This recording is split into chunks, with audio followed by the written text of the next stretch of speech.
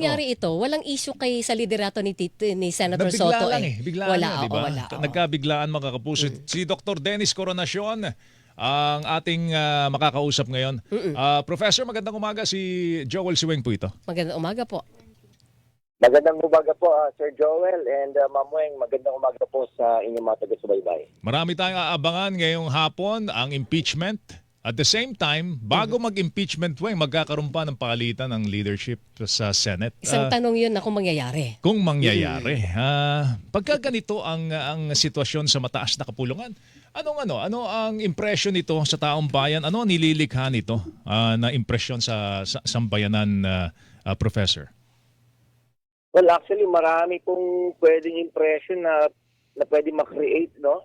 Dito sa kung may mangyayari mang palitan mamaya, no? So, ibig sabihin, number one, dahil palitan ng palitan, maaring ang isipin ng mga tao ay ang habol lamang nila yung mga pansarilang interes. Kasi syempre, pag magpapalitan yan, isipin ng mga tao, may mga committee chairmanships na nakaabang para sa mga sumama sa bagong mayorya, at saka yung Senate President, maaari may bukod sa sarili niyang interes, baka may iba rin pinaprotection na interest. So, hindi siya public interest, in other words. Meron din pangalawa po, yes sir, go ahead so. Baka sabihin, hindi politically stable ng ating Senado, no? Dahil sa wala naman nakasano sa batas kung kailan lang dapat magkaroon ng palitan sa liderato. So, bagaman walang regular election, no? Yan po ay nakadepende kung hawak mo pang mayorya at mananatili ka bilang Senate President. Kaya lang, sumusulpot itong isyong ito, kasabay ng impeachment, no?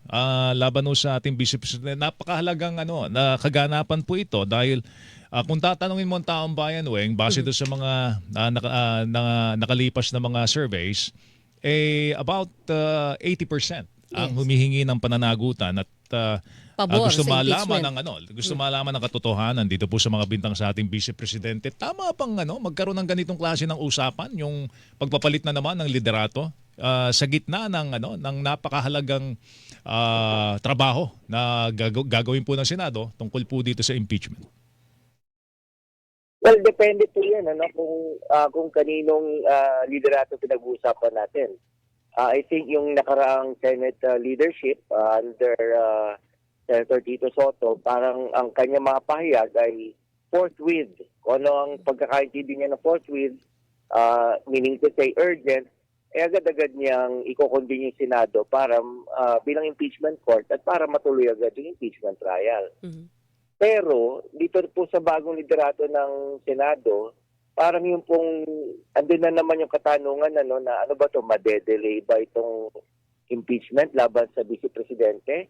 Kahit malinaw naman sa mga surveys na suportado ng mga tao yung pagpapatuloy ng impeachment laban sa Vice Presidente. So, dahil alam naman natin na si Senate President Alan Peter Cayetano ay isa sa mga kalyado ng pamilya Duterte. In fact, noong 2016, siya yung vice presidential candidate katandem ni former President Duterte. Opo, pero Prof, ang sabi po ni Senate President Alan Peter Cayetano, the day na mahalal siya bilang Senate President, walang koneksyon sa impeachment trial, impending impeachment trial laban sa Vice Presidente, yung pagpapalit ng liderato.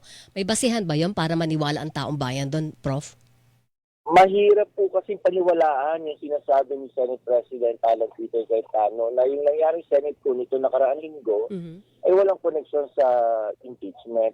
Ang pwede mong paniwalaan, hindi lamang yun ang dahilan kaya bakit nagkaroon ng Senate ko. May mga iba pang dahilan. Yung ilan sa kanila may mga pending na kaso. Yung isa nga doon na biglang sumulpot ay mayroong warrant of arrest. At yung iba pa, may mga kanya-kanya ring kakaharaping kaso pa. So in other words, apart from the impeachment, ang maaaring nag-motivate pa sa kanila ay yung bang may makinakarap sila mga iba't ibang kaso at nais nilang gamitin ng Senado upang maproteksyonan sila. Gaya na lamang nung nakita natin last week sa tinatawag na protective custody. Pero pag yun ang naging direksyon at dahilan kung bakit nagkaroon ng leadership change para hindi proteksyonan ang sarili nila sa mga kasong haharapin or kinakaharap, hindi po magre-resulto yun sa mas malaking krisis sa atin politically. Kasi kung... Tama. Go ahead po. Sige po. Tama po kayo dun, ano, kasi nga magkakaroon ng, hindi lang po ng political crisis o constitutional crisis, meron din po yung ibang crisis of integrity. Kasi mataas po ang tingin ng historically mataas ang tingin ng sambayanan sa Senado bilang institusyon. Pero kung ganyan parati ang makikita natin, patuloy na ganyan, puro drama, puro mga pagsusulong ng mga kanya-kanyang interes, baka tuluyang bumagsak ang integridad ng Senado bilang institusyon. Tama bang isipin na yung new majority ngayon sa Senado mga Duterte senators at sinasabi nga, Weng, ito na yung nakikita natin bilang pagdating ng botohan sa impeachment. Ano? Yes. Tama bang isipin yun? May basihan ba yun, Professor? Well, meron po sa bagong mayorya na yan ang diehard na mga pro-Duterte. Kubagaman, yung kanilang pagkapanalo ay attributed do sa tulong. Na-attribute nila yung kanilang pagkapanalo doon sa mga tulong na binigay ng pamilya Duterte. Kilala na po natin kung sino-sino yung mga yan, ano. Pero meron rin naman yung mga sumapi sa kanila kailan lang na hindi naman talaga mga diehard Duterte, pro-Duterte ally. Kundi lang po, no, kumbaga nakakita ng oportunidad, medyo nagkaroon ng gumawa ng konting political calculation at nakita nila na mas makakabuti sa kanilang interes kung sila ay aanib dito sa bagong mayorya. Pero sila rin yung madaling isway, pabalik doon sa kabila para magkaroon ng panibagong leadership change, Professor. Well, depende po kung sino sa kanila, no? Kasi, halimbawa, si Senator Pia Cayetano, I doubt it kung masisway yan. Yes.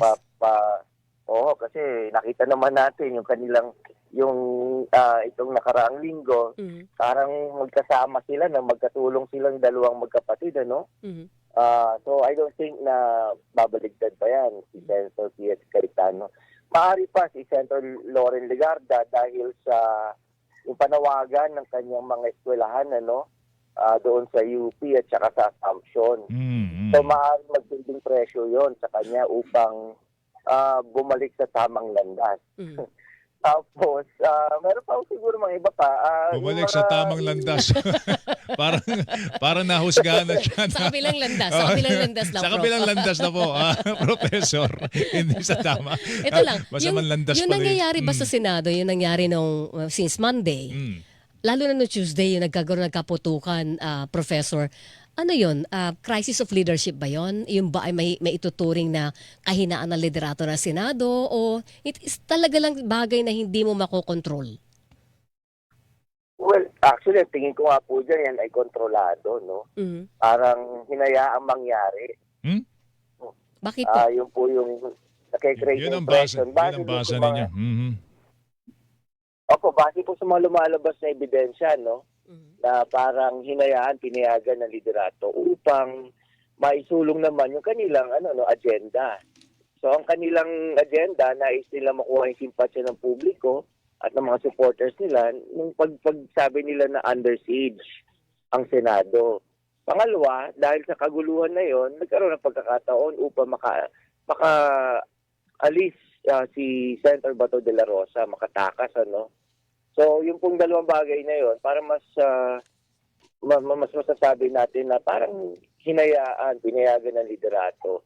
Kung if there's anything na hindi yung maganda sa kasalukuyang liderato, parang mas nangunguna po yung mga yung theatrics, yung mga drama, kaysa sa pagkatrabaho talaga.